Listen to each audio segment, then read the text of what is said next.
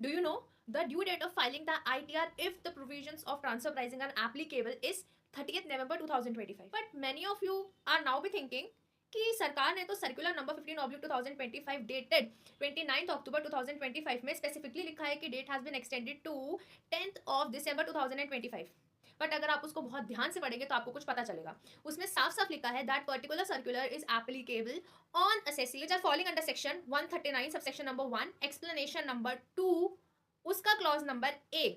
अब ये क्या कहता है जरा जानने की कोशिश करते हैं. तो अगर आप एक्सप्लेनेशन नंबर 2 को पढ़ते हैं तो उसमें शुरू में ही लिखा है ड्यू डेट मींस, और उसका क्लॉज नंबर ए क्या कहता है, assessee other than assessee refer to in clause double A. तो इसका मतलब क्लॉज डबल ए में जो असेसी फॉल करते हैं उन पे तो ये सर्कुलर नहीं लगने वाला है. तो पहले हम जान लेते हैं कि ऐसे कौन से असेसी है which are following under clause double A. तो क्या बोला है वहां पे क्लॉज डबल ए के अंदर, असेसी जिनके ऊपर ट्रांसफर प्राइसिंग के प्रोविजंस लगते हैं उनके लिए due date of return filing is 30th November. तो उसके लिए कोई भी एक्सटेंशन नहीं आया है. अगर अभी भी आपने रिटर्न फाइल नहीं की है तो आपके पास आज का और कल का टाइम है, तो आप जाइए और रिटर्न फाइल कर लीजिए. अब आप अगर किसी भी टाइप के असेसी हैं, चाहे आप इंडिविजुअल हैं, चाहे आप एचयूएफ हैं, चाहे आप एओपी हैं, बीओआई है, आर्टिफिशियल जुरिडिकल पर्सन है, फर्म है या फिर कोई कंपनी है, क्या आपको पता है अगर आप अपने इनकम टैक्स रिटर्न को टाइम पे फाइल नहीं करेंगे तो उसकी वजह से आपको क्या क्या कॉन्सिक्वेंसेज झेलने पड़ेंगे, दैट मींस उससे क्या क्या रिपरकशंस होंगे. नंबर 1, आप अपने कुछ लॉसेस को कैरी फॉरवर्ड नहीं कर पाएंगे, जैसे कि बिजनेस लॉस. अगर आपको कोई भी बिजनेस का लॉस होता है तो as per the provisions of income tax act आप उसको 8 साल तक कैरी फॉरवर्ड कर सकते हैं. बट अगर आपने रिटर्न टाइम पे फाइल नहीं की है तो आप उन पर्टिकुलर लॉसेस को आगे अगले आने वाले सालों में कैरी फॉरवर्ड नहीं कर पाएंगे.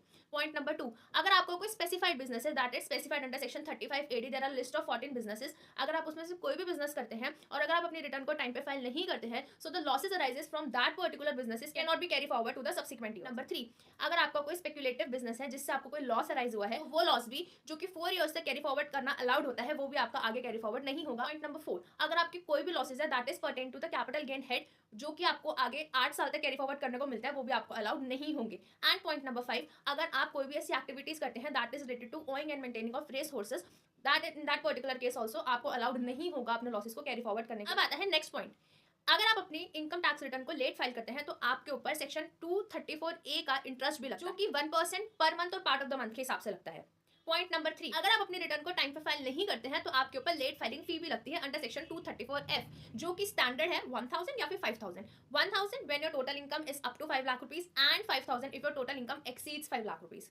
पॉइंट नंबर नेक्स्ट, अगर आप एक ऐसी यूनिट है जो कि एसईजेड यूनिट वाले एरिया में एस्टेब्लिश है, that is special economic zone में एस्टेब्लिश है, देन ऑल्सो आपको 10AA का डिडक्शन नहीं मिलेगा अगर आपने अपनी रिटर्न को टाइम पे फाइल नहीं किया. पॉइंट नंबर नेक्स्ट, आपको चैप्टर 6A के इनकम बेस्ड डिडक्शंस अलाउड नहीं होंगे. अगर आपको वीडियो अच्छा लगा हो तो लाइक करें, शेयर करें एंड सब्सक्राइब करें. मुझे कमेंट में जरूर बताएं क्या आज से पहले आपको इस चीज के बारे में पता था.